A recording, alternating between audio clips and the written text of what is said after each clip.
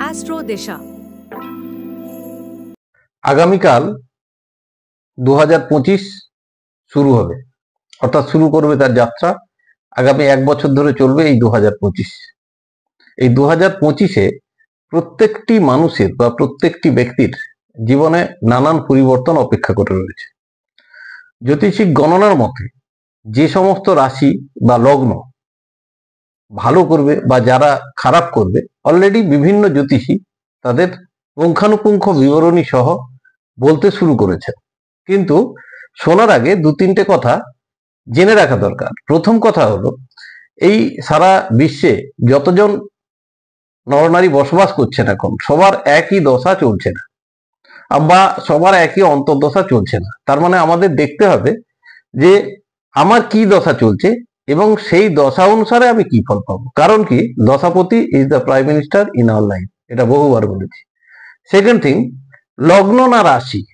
রাশি শুধু মানসিকতা, অর্থাৎ একটি ব্যক্তি যখন জন্মাচ্ছে, চন্দ্র মনের কারক, চন্দ্র যেখানে অবস্থান করছেন তার মধ্যে তার প্রভাব থাকবে, এটা হলো রাশির খেলা। কিন্তু যখন আপনি জন্মাচ্ছেন, অর্থাৎ যে বিন্দুতে আপনার জন্ম হচ্ছে সেখানে আপনার লগ্ন পতিত হচ্ছে, আর সেই লগ্ন থেকেই সমস্ত জীবন কিন্তু দাঁড়িয়ে রয়েছে। সুতরাং রাশি নয়, লগ্নফল দেখতে হবে। লগ্নফল না দেখলে কিচ্ছু মিলবে না। আর লগ্নফল দেখতে হবে আপনাদের যে যার রানিং দশা বা অন্তর্দশা অনুসারে, অর্থাৎ রানিং মহাদশা, যেমন রবির মহাদশা, শনির মহাদশা, বৃহস্পতির মহাদশা, রাহুর মহাদশা, কেতু মহাদশা, তেমনি বিভিন্ন মহাদশা আছে। যার যে মহাদশা এখন রানিং কন্ডিশনে রয়েছে সেই মহাদশা অনুসারে ফল শুনতে হবে, অর্থাৎ লগ্নকে কেন্দ্র করে সেই মহাদশা অনুসারে ফল শোনাটা জরুরি। ফলাফল শোনার আগে একটা জিনিস সবসময় মনে রাখবেন, ফলাফলটা কিন্তু কোনো ফাইনাল সিদ্ধান্ত কথাবার্তা নয়।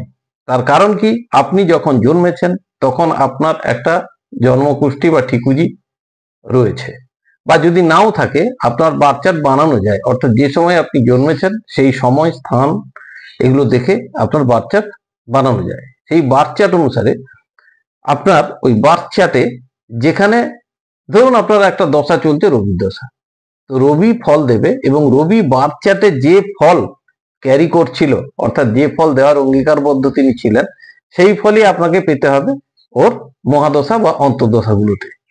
আমরা প্রেডিকশন যারা করছি তারা গোচর দেখে প্রেডিকশন করছি, অর্থাৎ গোচর ইজ দ্য ফাইনাল ডিসাইডার। যখন কোনো ঘটনা আপনার ইঙ্গিত বহ হয়ে রয়েছে সেই সময় গোচর সেই ফাইনাল ঘন্টাটুকু বাজাবে, সেইটা হলো গোচরের একমাত্র ফল। তো আজকে আমরা যেটা শুরু করতে চলেছি সেটা হলো যে এই বছর, অর্থাৎ 2025 কাল থেকে যেটা শুরু হবে, তার শুরুয়াতটা কেমন হবে, কোন রাশি কোন লগ্নের কপালে কি কি ফল অপেক্ষা করে রয়েছে। আগেই বলে দিই, একটা এপিসোডের মধ্যে সমস্ত লগ্ন বলা সম্ভব নয়, এবং আমি প্রত্যেকটি লগ্ন ফল আলাদা আলাদা করে বলা শুরু করেছি এবং সেটা শেষও করব। অলরেডি 3টে লগ্ন ফল বলেছি, বাকিগুলো শেষ করব, আপনারা অপেক্ষা করলে শুনতে পারেন। তবে আজকের এই বিশেষ এপিসোডে যেটা আমার আলোচ্য বিষয় সেটা হলো এই বছরে, অর্থাৎ এই 2025-এ শুরু থেকেই যারা চমকাবে, অর্থাৎ যে সমস্ত লগ্নের অধিপতি মানুষেরা চমকাবে তাদের নিয়ে আজকে আলোচনা করব। অর্থাৎ আমার ক্যালকুলেশনে 5টি এমন লগ্ন রয়েছে যে 5টি লগ্ন 2025-এর শুরুর দিকে খুব সুন্দরভাবে শুরু হবে এবং প্রচন্ড সফলতার মুখ দেখেই শুরু হবে, এবং সেটা টানা বহুদিন চলবে। তারপরে শেষের দিকে আবার পরিবর্তন হবে। তো শেষটা এখন আমরা ভাবতে চাইছি না, শুরুটা ভাববো। শুরুর দিকেই শুরু করি, আপনারা শুনতে থাকুন। আসছি ডিটেলসে একটার পর একটা, যে লগ্নগুলো ভালো রেজাল্ট করবে তাদেরকে নিয়ে।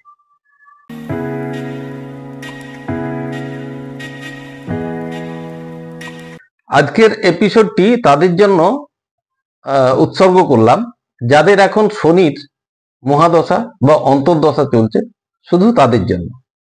তার কারণ আমি এটা নাও বলতে পারতাম, না বললে ভুল হবে, বার্তা ভুল যাবে। কারণ কি, শনি এখন গোচরে যে জায়গায় অবস্থান করছেন সেই জায়গা থেকে ফলাদেশ যদি আমি করি, কাদের মিলাবে? তাদেরই মিলবে যাদের শনির মহাদশা বা অন্তর্দশা চলছে। সুতরাং আমি যদি সেটা উল্লেখ না করি তাহলে অন্যায় করা হবে। তো আসি, শুরু করি। যাদের শনির মহাদশা বা অন্তর্দশা চলছে তাদের মধ্যে প্রথম যারা চমকাবেন, অর্থাৎ চমক আসবে যাদের জীবনে, সেটা হলো মেষ। এর আগে আমি একবার প্রেডিকশন করেছিলাম বেশ কিছুদিন আগে, যখন শনি ডাইরেক্ট হয়েছিলেন, তখন শনি ছিলেন রাহুল নক্ষত্রে, আর এখন কিন্তু শনি বৃহস্পতির নক্ষত্রে। তো বৃহস্পতি নক্ষত্রে থাকার জন্য শনি এবং বৃহস্পতি এই ছখানা ঘরের ফল, এই চারখানা বা পাঁচখানা ঘরের ফল আমরা পাবো। যেমন বৃহস্পতি নিজের ঘর, মেষ লগ্ন থেকে যদি ধরি, তাহলে বৃহস্পতি এবং শনি মিলিয়ে পর পর লাস্টের 4টি ঘর, অর্থাৎ 9, 10, 11, 12। বৃহস্পতির 9 এবং 12, শনির 10 এবং 11। শনি অবস্থান করছেন একাদশে, অর্থাৎ মেষ লগ্ন থেকে শনি একাদশে অবস্থান করছেন, এবং বৃহস্পতি বসে রয়েছেন শুক্রের ঘরে, অর্থাৎ দ্বিতীয় স্থানে। তাহলে যে ঘরগুলোর ফল পাবে এখন মেষ লগ্নের জাতকেরা বা জাতিকারা, সেটা হলো 2, দ্বিতীয় ঘরের ফল, নবম ঘরের ফল, দশম ঘরের ফল এবং একাদশ দ্বাদশের ফল। অ্যাজ পার অ্যাস্ট্রোলজিক্যাল ক্যালকুলেশন, এগুলোকে যদি আমরা কম্বিনেশনে ফেলি, যে কি কি কম্বিনেশন এখান থেকে, বহু কম্বিনেশন হতে পারে, সেখানে উল্লেখযোগ্য যেটা হলো 10 এবং একাদশ, সাথে 2ও যুক্ত আছে, অর্থাৎ কর্মক্ষেত্রে ডেভেলপমেন্ট এবং প্রমোশন অতি অবশ্যই সম্ভব, এবং আর্থিক উন্নতির অবকাশও রয়েছে। সেই সঙ্গে নবম স্থান, অর্থাৎ কর্মে স্থান পরিবর্তন অবাঞ্ছনীয় নয়, হতেই পারে। এবং নবমের সাথে দ্বাদশ ভাবের সংযুক্তিকরণের জন্য বিদেশ ভ্রমণ বা দূরবর্তী ধর্মীয় কোনো স্থানে ভ্রমণ এই বছরে আপনার শুরুয়াত থেকেই এটা আপনারা করতে থাকবেন। তবে একটা কথা বলে রাখি, যেহেতু একাদশ এবং দ্বিতীয় স্থানে রয়েছে, সুতরাং সাফল্য আপনাদের বাঁধা, কিন্তু যেখান থেকে আপনাদের সাবধান হতে হবে সেটা হলো যে কোনো ব্যয়ের ব্যাপারে। এবং কারণ কি, 2 এবং 10 যখন যুক্ত হয়ে যায় এবং নবম যখন যুক্ত হয়, 2, 9 এবং দ্বাদশ, নবম একদিকে যেমন ভালো, একদিকে খারাপও হয়ে যায়। কি, অন্যের ঐশ্বর্য বৃদ্ধি হবে বা প্রতিপত্তি বৃদ্ধি হবে আপনার টাকা নিয়ে। ফলে যে কোনো ব্যয়ের ক্ষেত্রে আপনারা এখন থেকে সাবধান হয়ে যান, তাহলে আপনাদের উন্নতি বা সুদিন কেউ আটকাতে পারবে না। যে কোনো ব্যয় বা যে কোনো ইনভেস্টমেন্টের ব্যাপারে আপনারা একবার নয় 10 বার ভাবুন এবং ভেবে করুন, তাহলে আপনাদের কিন্তু সময় ঘুরতে বাধ্য এবং ঘুরে গেছে অলরেডি। সুতরাং আপনারা ভালো থাকবেন এই আশা রেখে আসছি পরের লগ্নে, যারা চমক দেবেন জীবনে। দ্বিতীয় যে লগ্নের কথা আসবো, তিনি ঠিক তার পরে, অর্থাৎ বৃষলগ্ন। বৃষলগ্নের ক্ষেত্রেও সময়টা কিন্তু প্রচন্ড ভালো যাবে, অর্থাৎ এই বছরের শুরুটা বা 2025-এর শুরুটা খুব সাংঘাতিকভাবে ভালোতেই শুরু হবে। কারণ কি, এক্ষেত্রেও সেই ঘরগুলোকে যখন আমরা বৃষলগ্নের অ্যাঙ্গেল থেকে আমরা দেখব, তখন দেখা যাচ্ছে যে শনি যে ঘরগুলোকে সিগনিফাই করছে সেটা হলো 8 এবং 9 এবং 10, মকর এবং কুম্ভ। এবং বৃহস্পতি ঠিক তার আগে পরের দুটো ঘর, অর্থাৎ একাদশ এবং অষ্টম ঘর, সঙ্গে বৃহস্পতি বসে রয়েছেন প্রথমে, অর্থাৎ লগ্নে। তার মানে সব মিলে ঘরগুলো, আমরা যে ঘরগুলোর ফল বৃষ লগ্নের লোকেরা পাবেন সেগুলো কি, প্রথম অর্থাৎ সেলফ, একাদশ, তার সঙ্গে রয়েছে একাদশ, অর্থাৎ এই ব্যক্তির সাফল্য চলতে থাকবে। দশম স্থানের সাথে যুক্ত হওয়ার জন্য রেপুটেশন বাড়বে, স্ট্যাটাস বাড়বে, আর্থিক উন্নতি হবে। কিন্তু সমস্যা যেটা হচ্ছে কি, দ্বিতীয় ভাবের অনুপস্থিতি থাকার জন্য এক্ষেত্রে যেটা সমস্যা হবে সেটা হলো আপনার সঞ্চিত অর্থ কিন্তু বেরিয়ে যেতে পারে, ব্যয় হতে পারে। আপনি কারোকে ধার দেওয়ার আগে বারবার সাবধান হবেন।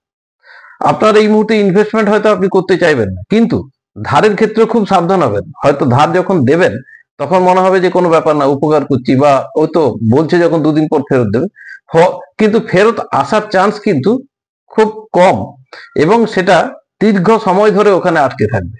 ফলে আপনাদের বৃষলগ্নের যারা জাতক বা জাতিকা, যাদের শনির দশা বা মহাদশা চলছে, তাদের ক্ষেত্রে সাবধান হওয়া উচিত যে ধার কিন্তু আপনারা দেবেন না। সেকেন্ড থিং হলো, অষ্টমের সাথে একাদশ সংযুক্তি হওয়ার জন্য আপনারা অ্যাক্সিডেন্টাল গেইন করতে পারেন, অর্থাৎ হঠাৎ অর্থপ্রাপ্তি বা আনওয়ান্টেড প্রপার্টি বা লটারি ইত্যাদি জাতীয় বিভিন্ন ক্ষেত্রে হঠাৎ করে যে প্রাপ্তিগুলো ঘটে, সেই রকম প্রাপ্তিযোগ কিন্তু বছরের শুরু থেকেই বিদ্যমান। অষ্টম নবমের সাথে যুক্ত, অর্থাৎ বিভিন্ন কারণে দূরবর্তী কোনো স্থানে ভ্রমণে আপনারা যেতেই পারেন। কর্মক্ষেত্রে সম্মান বৃদ্ধি পাবে, কিন্তু আর্থিক বৃদ্ধির সম্ভাবনা কম, তার জন্য অপেক্ষা করতে হবে। মোটের উপর একাদশ থাকার জন্য যে কোনো ব্যাপারে সাফল্য আপনাদের নিশ্চিত। তবে শুধু ওই যে বললাম, সাবধানতা এক জায়গায় অবলম্বন করতে হবে, সেটা হলো অর্থ কারুকে দেওয়ার ব্যাপারে বা কোথাও ইনভেস্টের ব্যাপারে বিশেষভাবে সতর্ক হবেন। তাহলে এই বছরের শুরুবাতটা আপনারা সঠিকভাবে আনন্দে কাটাতে পারবেন। আসছি পরের লগ্নে, যারা এবছর খুব ভালো ফল করতে চলেছে। আমার নিরিখে এর পরে যে লগ্ন সবচেয়ে ভালো জায়গায় শুরু করতে চলেছে সেটা হলো কুম্ভ, অ্যাকোয়ারিয়াস। এই কুম্ভ, দেখুন কানেকশনগুলো দেখুন। কুম্ভ যে ঘরগুলোকে কানেক্ট করে রেখেছে সেটা হলো 1, 2, 4, 11 এবং 12। আপনারা কুম্ভকে লগ্ন ধরে যদি হিসেব করেন তাহলে দেখবেন যে ফলগুলো পাচ্ছেন 1, 2, 4, 11 এবং 12। এই ফলগুলোর কম্বিনেশন থেকে যেটা ঘটতে চলেছে সেটা হলো, আপনারা বহুদিন যাবৎ চেষ্টা করছিলেন যারা, যে ফ্ল্যাট কিনি বা জায়গা কিনি বা বসতির জন্য বা ফ্যাক্টরির জন্য, যে কোনো কারণে কোনো জমি জমা কেনার ব্যাপারে যারা ভাবছিলেন, তাদের কিন্তু এই সময়টা হলো বিশেষভাবে ভালো সময়। বিশেষভাবে ভালো সময়, কারণ কি, চতুর্থ এবং একাদশ দ্বাদশের সাথে যুক্ত হওয়ার জন্য আপনাদের সেই আশা কিন্তু এখন পূর্ণ হবে। সেই সঙ্গে যেটা ভালো ফল সেটা হলো চতুর্থ একাদশ, অর্থাৎ দ্বিতীয় স্থানের সাথেও যুক্ত, ধনবৃদ্ধি ঘটবে। অর্থাৎ আপনাদের আর্থিক যে স্ট্যাটাস তার উন্নতিকরণ অতি অবশ্যই ঘটতে চলেছে একদম পয়লা দিন থেকে। যাদের শনির দশা বা মহাদশা বা অন্তর্দশা চলছে তাদের ক্ষেত্রেই বলছি। আর একটা জিনিস জানেন, এখানে আপনাদের যে জায়গাটা নিয়ে সাবধান থাকতে হবে সেটা হলো নথিপত্র বা যে কোনো ধরনের কাগজে সই করার আগে আপনারা বারবার দেখে নেবেন, কারণ দ্বাদশের সাথে যুক্ত রয়েছে এবং ফার্স্ট কাস্ট অর্থাৎ প্রথম ভাবের সাথে যুক্ত থাকার জন্য আপনাদের দিয়ে কোনো ভুল ঘটতেও পারে। শুধু এই জায়গাটুকুকে বারবার আপনারা সাবধানে থাকবেন, অ্যানালাইসিস করবেন বিভিন্ন অ্যাঙ্গেল থেকে, তারপরে কিছু করতে যাবেন। শিক্ষার্থী যারা আছে তাদের এই সময়টা খুবই ভালো, পড়াশোনায় মনোযোগিতা বাড়বে এবং সমস্ত কিছু খুব ভালোভাবেই চলবে এই সময়। ছোটখাটো ভ্রমণে আপনারা যেতেই পারেন এবং আবার বলি, আর্থিক সৌভাগ্য কিন্তু বয়ে এনেছে এই সময়টা। আপনারা আনন্দে থাকুন, আর যেটা বললাম সেইটা সাবধানতার সাথে মেনটেন করুন। আসছি পরবর্তী লগ্নে যারা ভালো ফল করতে চলেছে। 4 নম্বর যে লগ্নের কথা বলবো, যারা অতি অবশ্যই ভালো দলেই থাকবেন, কারণ কি ইনিও একাদশের সাথে যুক্ত, সুতরাং ভালোই বলা যায়। সেটা হলো মিন, অর্থাৎ যাদের মিন লগ্ন। মিন লগ্ন থেকে খেয়াল করুন, মিন লগ্ন নিজে হলো বৃহস্পতির ঘর। বৃহস্পতি অবস্থান করছেন মিন থেকে 3 নম্বরে, অর্থাৎ বৃষতে। পরপর যে 4টি ঘর আছে, ধনু, মকর, কুম্ভ এবং মিন, অর্থাৎ 1, 12, 11, 10, এই 4টি ঘর পরপর, এবং বাকি রয়েছে বৃষ। 1, 3, 10, 11, 12, এই 5টা ঘরের রেজাল্ট কিন্তু এই সময় এনারা পেতে চলেছেন। একাদশ থাকার জন্য, দশম এবং একাদশ থাকার জন্য শনি আপনাদের জীবনে স্ট্যাটাস, সম্মান বৃদ্ধি তো অতি অবশ্যই ঘটাবে। সেই সঙ্গে আপনি আপনার পার্টনার নামে বা ওয়াইফের নামে সম্পত্তি বাড়ি কিনতে পারেন এই সময়, সেই যোগ কিন্তু পরিষ্কারভাবে রয়েছে। এবং আপনার নিজস্ব স্থাবর সম্পত্তিরও বৃদ্ধি ঘটবে এবং স্ট্যাটাস বৃদ্ধি ঘটবে। সেই সঙ্গে তৃতীয় দশম যুক্ত থাকার জন্য আপনার প্রতিপত্তি বৃদ্ধি পাবে, কিন্তু সাবধান যেটা হতে হবে সেটা হলো দ্বিতীয় এবং চতুর্থ, অর্থাৎ আর্থিক যে বিকাশ সেই জিনিসটা এখন কিন্তু হবে না। সম্মান বৃদ্ধি ঘটবে, আপনি যে কোনো কাজে হাত দেবেন সেখানে সাফল্য পাবেন, ছোটখাটো ভ্রমণে যাবেন, আনন্দে থাকবেন, কিন্তু যেটা অভাব থাকবে সেটা হলো আর্থিক স্ট্যাটাস বৃদ্ধি এই সময় হবে না, যদি না আপনার শনির দশা যেটা চলছে সেই দশাপতি যদি বিশেষভাবে দ্বিতীয় বা একাদশের সাথে কানেকশন হন তাহলে আলাদা ব্যাপার। অন্যথায় গোচর কিন্তু সেই পারমিট দিচ্ছে না, কিন্তু তবুও একাদশ থাকার জন্য সময়টা কিন্তু খুব একটা খারাপ যাবে না, ভালোই যাবে। সুতরাং আপনারা আনন্দে থাকতেই পারেন, কিন্তু সাবধানতা অবলম্বন করতে হবে আর্থিক সুস্থিতির দিক থেকে। আসছি পরবর্তী লগ্নে, যে অত্যন্ত খুব ভালোভাবে শুরু করতে চলেছে এই বছর, সেটা হলো কর্কট লগ্নের জাতক জাতিকারা। কর্কট বা ক্যান্সার, এই লগ্নের জাতক জাতিকারা যে রেজাল্ট দেবে 6, 7, 8, 9 এবং 11। 6, 7 সমস্যা তৈরি করবে, কোনো সন্দেহ নেই, কিন্তু যেহেতু একাদশ ভাবের সাথে যুক্ত রয়েছে, সমস্ত সমাধান কিন্তু এক লহমায় উড়ে যাবে। অষ্টম একাদশের সাথে যুক্ত থাকার জন্য হঠাৎ করে অর্থপ্রাপ্তি বা বিভিন্ন লটারির দ্বারা অর্থপ্রাপ্তি বা আনওয়ান্টেড কোনো প্রপার্টি হঠাৎ করে পেয়ে যাওয়া, এই ধরনের ঘটনা কিন্তু ঘটতে চলেছে কর্কটের ব্যক্তিদের ক্ষেত্রে। এবং যেটা সবচেয়ে বড় কথা হচ্ছে, অষ্টম একাদশ এই ফল দেবে, কিন্তু ষষ্ঠ সপ্তম থাকার জন্য সাংসারিক কিছু অশান্তি বা বিভিন্ন রকমের টেনশন থাকবে। আবার সপ্তম একাদশ যারা ব্যবসা করছেন তাদের এই সময়টা খুব ভালো যাবে। হঠাৎ করে যে টাকাটা, বকেয়া টাকা অনেকদিন ধরে পাচ্ছিলেন না, পড়েছিল, সেই টাকা এই সময় পাওয়ার সময় শুরু হচ্ছে। কারণ কি, সপ্তম একাদশ রয়েছে, অর্থাৎ আপনি সেই ক্ষেত্রে উন্নতি লাভ করবেন এবং টাকা পয়সাগুলো পেতে থাকবেন। এবং ব্যবসায়িক উন্নতি আপনার বাধা।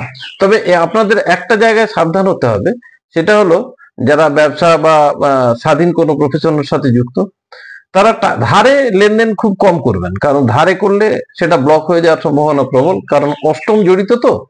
ফলে সেই নিয়ে যে একটা টেনশন, এই টেনশনটা কিন্তু আপনাদের পীড়া দেবে, যার জন্য যে কোনো ট্রানজাকশনের ক্ষেত্রে বা যে কোনো কাজের ক্ষেত্রে আপনারা টাকা লেনদেনের ক্ষেত্রে বারবার ভাববেন, চিন্তা করবেন। কারণ কি, এটা ভেবেই রাখবেন যে যে টাকাটা হাত থেকে আজকে বেরোচ্ছে, সে টাকাটা ফিরতে কিন্তু অনেক সময় যাবে, যেতে বাধ্য।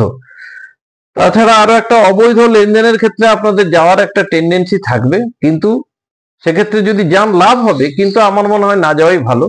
কারণ কি, যেহেতু অষ্টম জড়িয়ে আছে, সেহেতু সেক্ষেত্রে একটা আনওয়ান্টেড টেনশন তৈরি হওয়ার সম্ভাবনা রয়েছে। আর সেখান থেকে নিজেকে বিরত রাখার জন্য সঠিক পথে থাকাটা বাঞ্ছনীয়। তো এই ছিল আমার 5টা লগ্ন, যাদেরকে আমি সেরা ফল হিসেবে এই বছরের শুরুতে মনে করেছি। আর এই ফল শুধু তাদের জন্যই যাদের শনির দশা চলছে, অর্থাৎ মহাদশা বা অন্তর্দশা চলছে, কেবলমাত্র তাদের জন্য। এবং আরো একটা, এটা প্রথমে বলে দিয়েছি, এখন আরো একবার বলছি, আরো যেটা হচ্ছে সেটা হচ্ছে যে শনির দশা বা মহাদশাতে আপনাদের নিজস্ব ঠিকুজিতে একবার দেখে নেবেন সে কি ফল দিতে চেয়েছিল এবং গোচরে কি ফল আসছে, দুটোর মিলিত ফলই আপনি পাবেন। আপনারা যারা শুনছিলেন যে শনির পাঠের কথা, তাদের ক্ষেত্রে বলি, আগামী এপিসোড আমি বৃহস্পতির দশা বা অন্তর্দশা যাদের চলছে, শুধু তাদের ক্ষেত্রে বলবো, কাদের ভালো সময় কাদের খারাপ সময়। আপনারা কমেন্ট বক্সে কমেন্ট করবেন, প্রোগ্রাম কেমন হচ্ছে জানাবেন। এই বলে আজকের জন্য বিদায় নিচ্ছি। ভালো থাকবেন, নমস্কার।